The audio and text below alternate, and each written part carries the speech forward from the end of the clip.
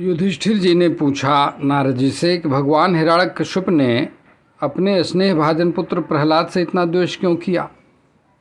और प्रहलाद तो महात्मा थे, साथ ही यह भी बताइए कि किस साधन से प्रहलाद भगवतमय हो गए। अब उस प्रसंग को यहाँ पे श्रीमद् भागवत के 7वें स्कंध में यहाँ पे आप देख रहे हैं। अध्याय 2 में क्या है कि इस अध्याय में हिरण्याक्ष के वध के बाद हिरण्यकश्यप क्या एक्टिविटी करता है, क्या क्रोध और अत्याचार करता है, केवल इसका वर्णन है। होता ये है कि भक्तों के ऊपर जब दुष्ट लोग अत्याचार करते हैं तो वो भगवान को प्रकट करने का कारण बनता है, इसलिए उनका अत्याचार भी जो भक्त लोग सहते हैं वो यहाँ पे दिखाया गया है। ये देखिए, वाराह रूपधारी श्री हरि ने जब भाई को मारा, तब हिरण्यकश्यप शोक क्रोध से जल उठा बेचारा। क्रोध से कांपते हुए ओठ चबाते उसने, धुएं से धूमिल नभ को देख क्रोधित हो गया। क्रोधित तब क्रोध किया उसने। और ये देखिए किस प्रकार ये क्रोध कर रहा है। भयंकर दांत और टेढ़ी भौहें, मुख बनाकर विकराल, त्रिशूल उठाकर सभा में बोला। दैत्यों को तत्काल, दैत्यों से बोला, हे दानो दैत्यों सुनो, द्विमूर्धा त्रक्ष और संबर, शताबाहो है ग्रीव नमुची पाक, इल्वला सब हो जाओ तत्पर। युद्ध के लिए कहता है कि सब लोग जाओ। और देखिए आप निवेदन सुनिए। विप्रचित पुलोम शकुनी, सब ध्यान लगाकर सुनो, जो मैं कह रहा हूँ कहता हूँ, अभी न देरी करो इसे चुनो। क्या कहता है? मेरे प्रिय भाई को नीच शत्रुओं ने मरवाया, विष्णु को छिपकर अपना कर उसने अपना कपट दिखाया। उस चंचल प्रभु ने अपना स्वभाव है त्यागा, माया से वह भजने वाले के ही पीछे भागा। अपने त्रिशूल से उसका गला काट दूंगा, आज भाई की तृप्ति करूंगा, बहा रक्त का साज। जड़ कट जाने पर वृक्ष जैसे सूख जाते हैं सारे, वैसे ही विष्णु के बिना सूखेंगे सब सुर प्यारे। जाओ नष्ट करो उस पृथ्वी को, जहाँ ब्राह्मण क्षत्रिय फलते हैं, यज्ञ तप और स्वाध्याय दान में जो सत्कर्म में पलते हैं। विष्णु ही यज्ञ धर्म का मूल है और स्वयं पुरुष महान है। देव ऋषि और पितरों के लिए वे ही परम निधान हैं। जहाँ जहाँ वेद गाय ब्राह्मण और वर्णाश्रम का वास हो, उन प्रदेशों में जाकर तुम मचा दो सर्वनाश को। स्वामी का आदेश मानकर उन्होंने सिर झुकाया, प्रजा के वध का तांडव उन दुष्टों ने मचाया। नगर ग्राम उद्यान खेत आश्रम और खदान जलाए, गोष्ठ बस्तियां और पत्तन उन दैत्यों ने मिटाए। मतलब इस प्रकार से वो आतंक उसने फैला दिया। आगे निवेदन सुने, श्लोक संख्या 15 का। कुछ ने कुदाल से प्राकार तोड़े, मैंने महल, और कुछ ने कुल्हाड़ी चलाई, जला दिए घर प्रजा के जो भी अग्नि में आई। दैत्यों के अत्याचार से देवलोक छोड़कर भाग गए, पृथ्वी पर वे छिप छिप कर अनजाने में घूमते रहे। भाई की मृत्यु के शोक में हिरण्याकश्यप व्याकुल था। भतीजों को उसने धीरज दिया, वह भी दुख में संकुल था। शकुन शंबर धृष्ट भूत संतापन और वृक को सांत्वना दी। कालनाभ महानाभ हरिश्मश्रु को ढाढ़स की सांत्वना दी। समय और स्थान जानकर उसने धीर स्वर में कहा, अदिति और रुषा भानु से जो उस समय वह था सहा। क्या कहा? अपनी माता से और भाई की पत्नी से, क्या? व्यर्थ शोक न करो वीर के लिए, वीर गति ही श्रेष्ठ है। युद्ध में प्राण न्यौछावर करना शूरवीरों को इष्ट है। जैसे प्याऊ पर मिलते राही, फिर राहें जुदा हो जाती हैं, वैसे ही कर्मों के फेर से यह दुनिया साथ निभाती है। आत्मा नित्य शुद्ध सर्वज्ञ अविनाशी है महान, मायावश होकर ही करता वह देह का अभिमान।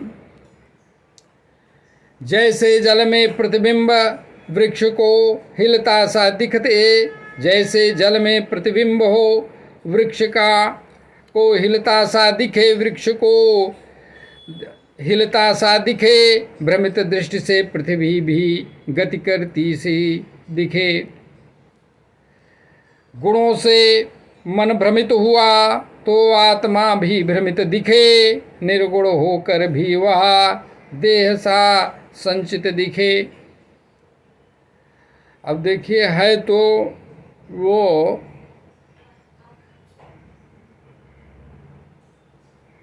समाज का विद्वेषी, द्वेष करने वाला, अत्याचारी है, लेकिन जो ज्ञान वो बता रहा है वो श्रेष्ठ बता रहा है, वो बहुत श्रेष्ठ ज्ञान बता रहा है। आगे श्लोक संख्या 25 का अनुवाद देखें। अविवेक से ही देह को आत्मा का रूप दे बैठे, सुख दुख के योग में कर्म के चक्र में जा लेटे।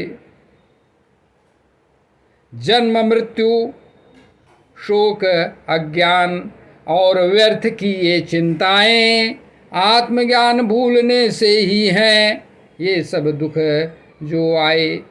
ये बात सही कह रहा है कि आत्मज्ञान भूलने से तरह तरह के शोक और चिंताएं व्यर्थ में आ जाती हैं।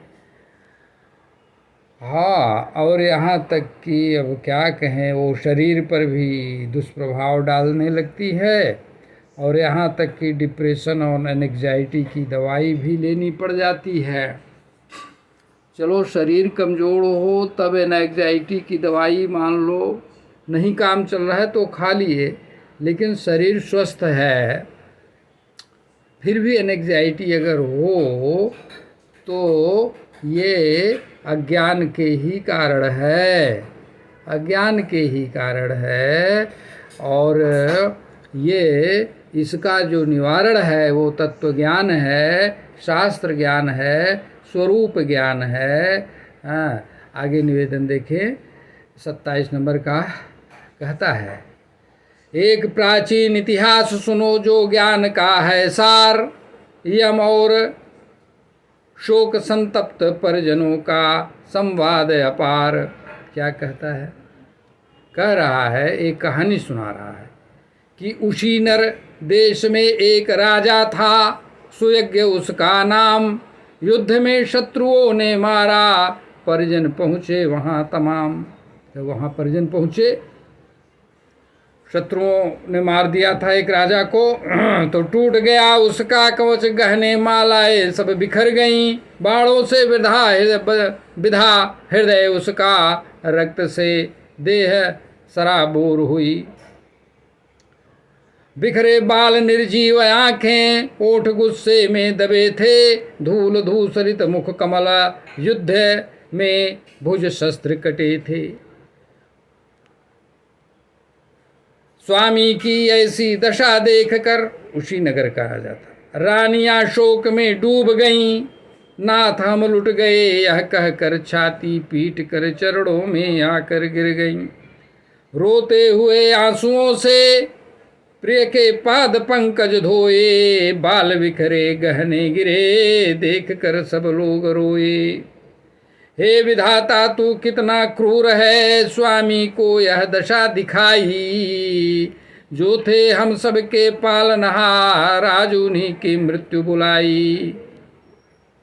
वे रानियां इस प्रकार से रोती हैं, स्त्रियां। हे भूपति आपके बिना कैसे हम जी पाएंगे, आप जहाँ जाएंगे स्वामी वहीं हम साथ चले आएंगे। करती रही विलाप वे, पति को छोड़ना न चाहा, अस्त हुआ वह सूरज भी जब देख न गया यह दाहा। परिजनों का विलाप सुन यम भगवान, यम देवता बालक रूप में आए, मृत्यु के इस सत्य को उन्हें समझाने वे आए। क्या समझा आए? यमराज महाराज स्वयं बालक बनकर आए, बोले अरे वृद्ध होकर भी देखो कैसे ये मोह में डूब जाते हैं, जहाँ से आया मनुष्य वहीं गया, व्यर्थ में शोक मनाते हैं।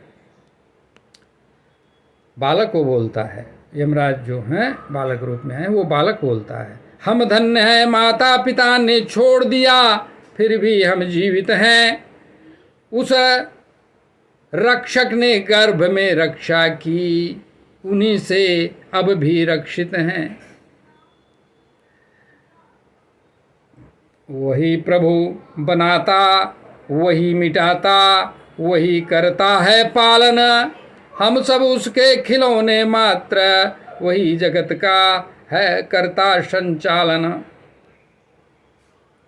भाग्य रक्षित राह में भी जीवित रहता है सुरक्षित, और घर में छिपा भी मर जाता है जब काल हो पूर्व निश्चित, जब काल हो पूर्व निश्चित। अपने कर्मों के अनुसार जीव जन्म मरण को पाते हैं, आत्मा अलिप्त पर गुणों के बंधन में फंस जाते हैं। मोह से उत्पन्न यह शरीर जैसे मिट्टी का एक घर, पंच तत्वों से बना यह काल के साथ होता है जर, माने जर माने वृद्ध होता है समय के अनुसार, जैसे जैसे समय बढ़ती है वैसे वैसे शरीर वृद्ध होता है, माने बूढ़ा होता है। जैसे अग्नि काष्ठ में अलग, पवन देह में रहकर न्यारी, आकाश सर्वगत भी अलिप्त, वैसे आत्मा की सत्ता प्यारी।